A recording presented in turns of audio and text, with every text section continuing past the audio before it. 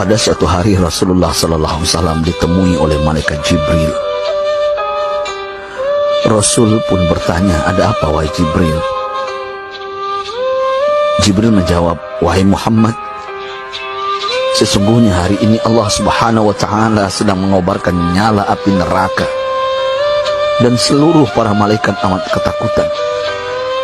Mereka tidak tahu harus bagaimana. Untung aku ingat," kata Jibril, "bahwa engkau Muhammad adalah sumber cinta dan sayang Allah Subhanahu wa Ta'ala kepada alam semesta. Dengan alasan itu aku kesini, bertabaruk mengambil berkah dengan cinta Allah kepada dirimu, ya Rasulullah, ya Muhammad."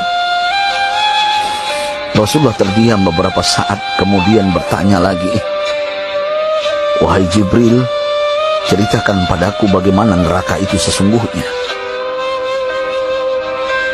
Jibril menjawab, "Wahai Muhammad,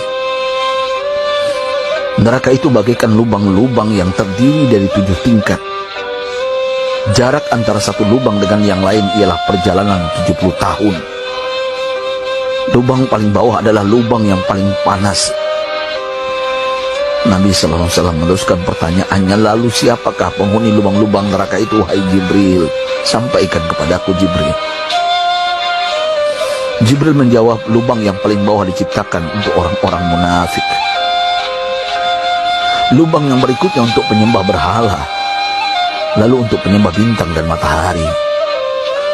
Jibril terus menerangkan penghuni tingkatan neraka hingga lubang yang kelima, tempat umat Yahudi, dan yang keenam dihuni oleh umat Nasrani. Setelah menjelaskan penghuni 6 tingkatan neraka, Jibril diam cukup lama. Rasulullah SAW penasaran dan bertanya kepada Jibril, "Wahai Jibril, siapakah penghuni neraka yang ketujuh?" Jibril diam saja tidak menjawab. Rasulullah SAW mengulangi pertanyaannya, tapi Jibril tetap diam. Rasulullah tambah penasaran dan mendesak Jibril agar dijawab pertanyaannya. Akhirnya Jibril pun berkata, "Umatmu, wahai Muhammad, mereka itu para pelaku dosa besar di kalangan umatmu, yang dimana sampai mereka mati belum sempat bertaubat."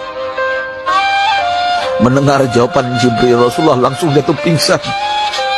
Jibril merangkulnya dan meletakkan tubuh baginda di atas pangkuannya.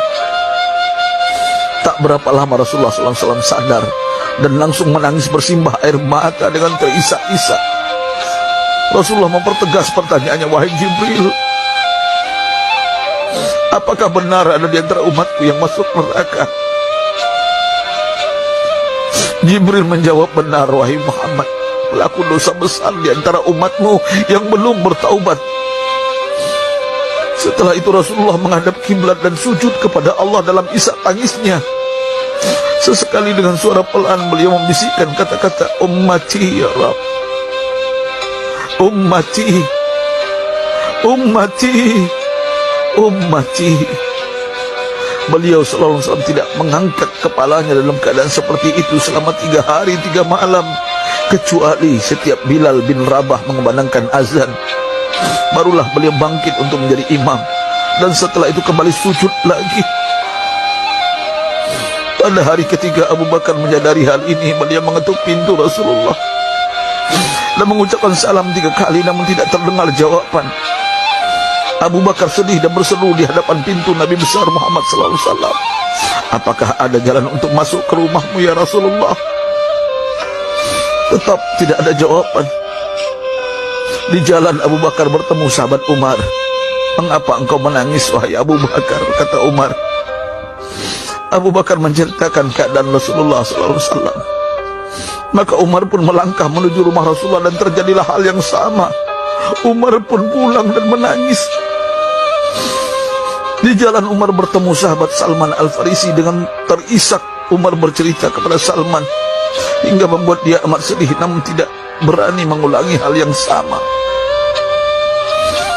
Salman melangkah menuju rumah Fatimah radhiyallahu anha dan menceritakan hal itu.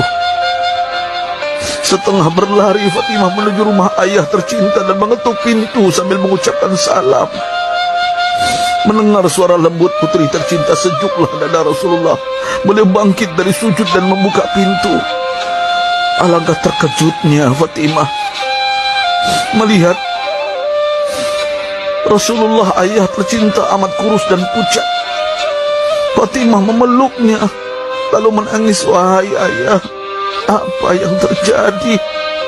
Mengapa engkau amat sedih seperti ini? Rasulullah kembali menangis dan berkata dengan suara lirih, wahai Fatimah, belahan jiwa aku.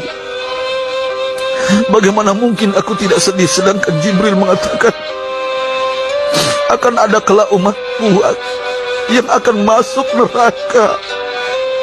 Subhanallah, betapa besar cinta Rasulullah kepada kita umatnya. Sahabatku, Rasulullah mencintai kita.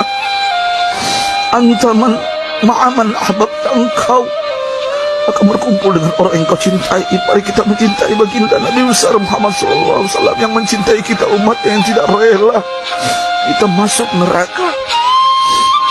Mari kita mencintai beliau dengan berselawat.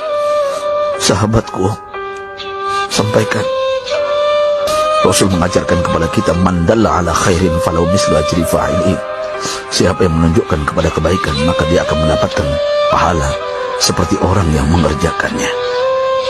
Mudah-mudahan ini menjadi pahala jariah bagi kita.